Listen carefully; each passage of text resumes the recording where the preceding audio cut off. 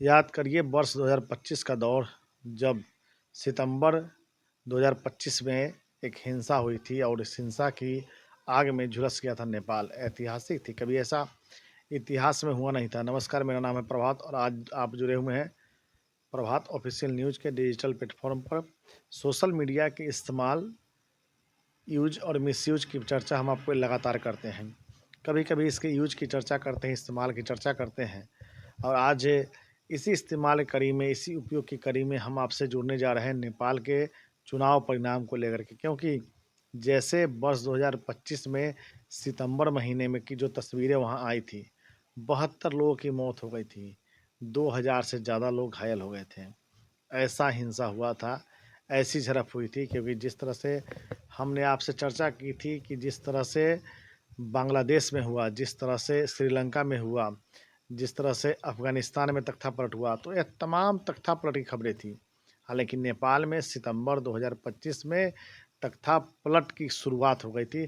शुरुआत पहले हुई थी, उसके कुछ जो तस्वीरें थी वो हमारे सामने आई थी।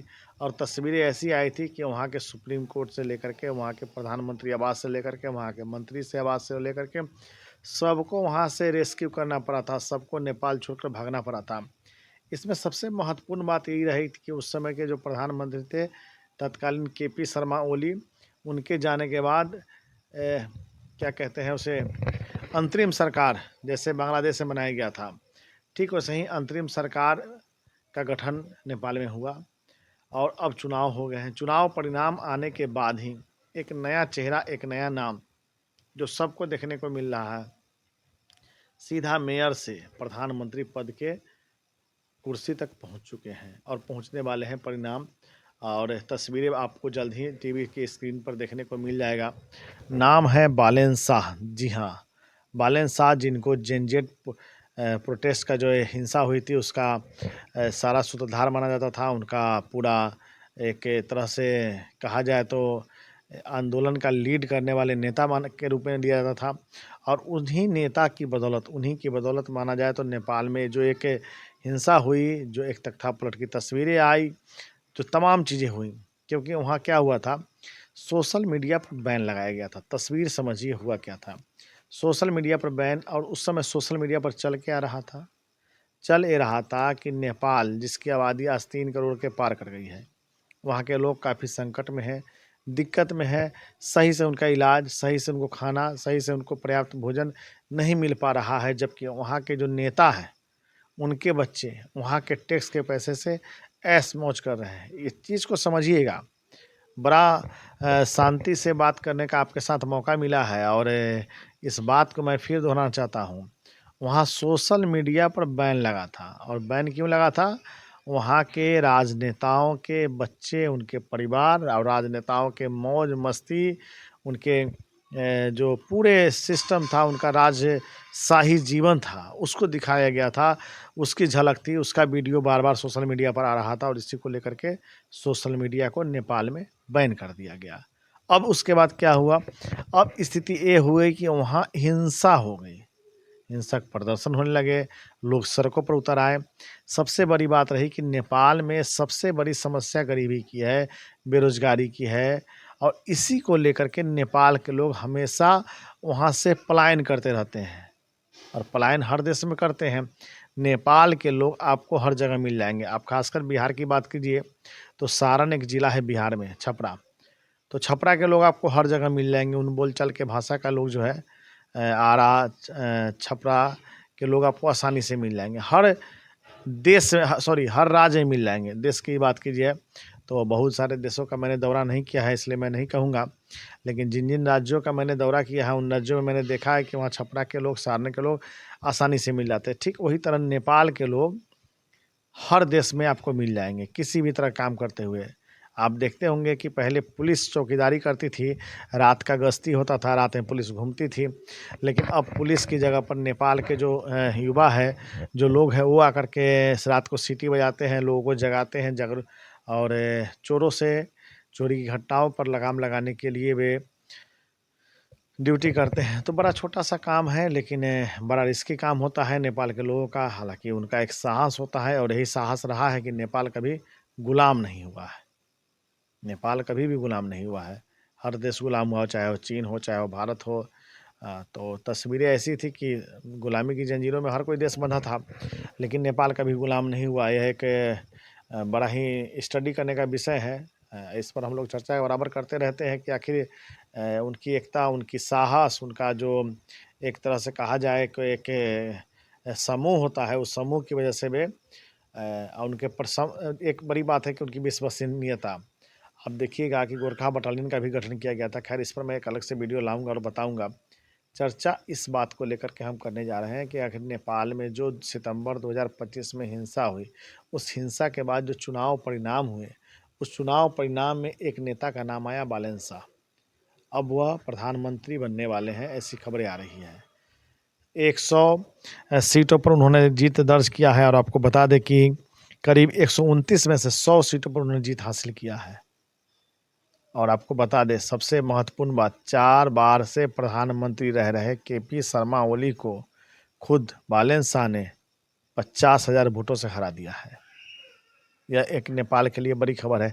कई खबरें आई, आप सभी के बीच कई खबरें आती हैं, हम देखते रहते हैं और आप भी देखते रहते हैं। तो एक निचोड़, एक उसका क्या क्या कहा जाए, कंक्लूजन जो है आप लोगों के साथ रखते हैं कि आखिर इस दौरान हुआ क्या था।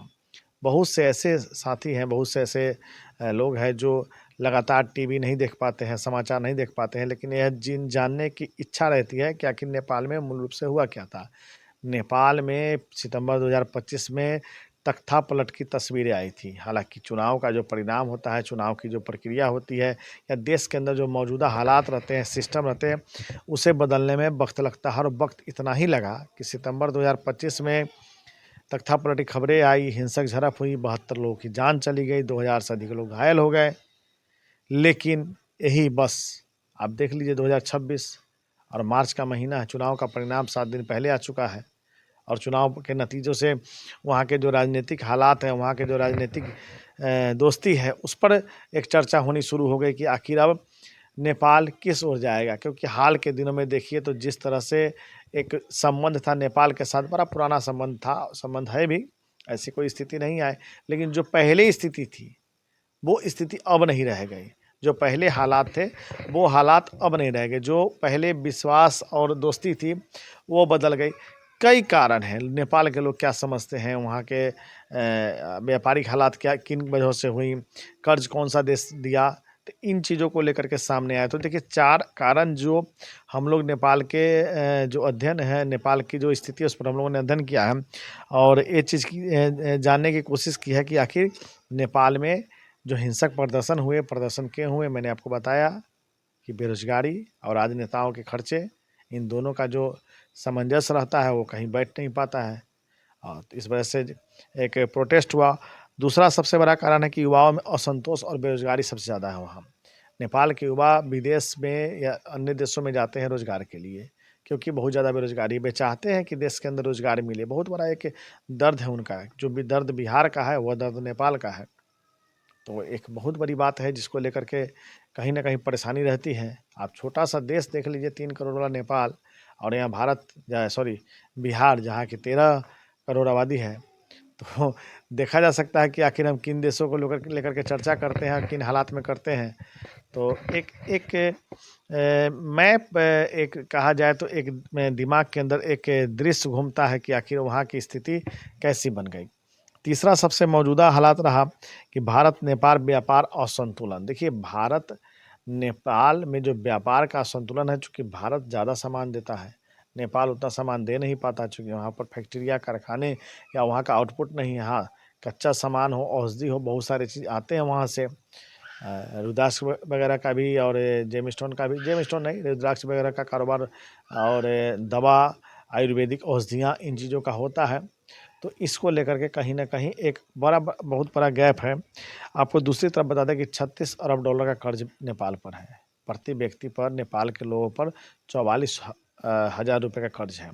केपी शर्मा ओली जब वहाँ के प्रधानमंत्री थे, तो विकास के लिए जब पैसे कर्ज लिए जाते थे, तो वहाँ खबरें यह आती थी कि यहाँ केपी शर्मा ओली देश पर कर्ज बढ़ा रहे हैं। तो वह इस सेंस में क्या होता था कि केपी शर्मा ओली लेते थे कर्ज देश के डेवलपमेंट के लिए, लेकिन एक बड़ा हिस्सा पैसे का, एक इनकम का, राजनेताओं के शाही खर्च पड़ जाता था।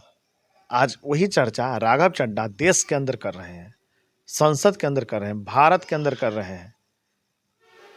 राजनेताओं के जो खर्चे हैं उसको लेकर के चर्चा लगातार हो रही है।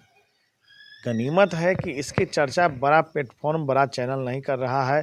हालांकि हम लोग एक पार्ट है इसका, बहुत ज़्यादा नहीं कर रहा है, इसका विरोध नहीं कर सकते हैं, लेकिन जो चीज़ें सामने हैं, जो चीज़ें स्पष्ट है, जो आपके सामने हैं, उनको लेकर के चर्चा इस बात की ज़रूर है कि राजनेताओं के खर्चे पर चर्चे भारत के संसद के अंदर भी हो रही हैं। आम आदमी पार्टी के सांसद जो है राघव चड्ढा, वो लगातार इन बातों को लेकर के उठा रहे हैं।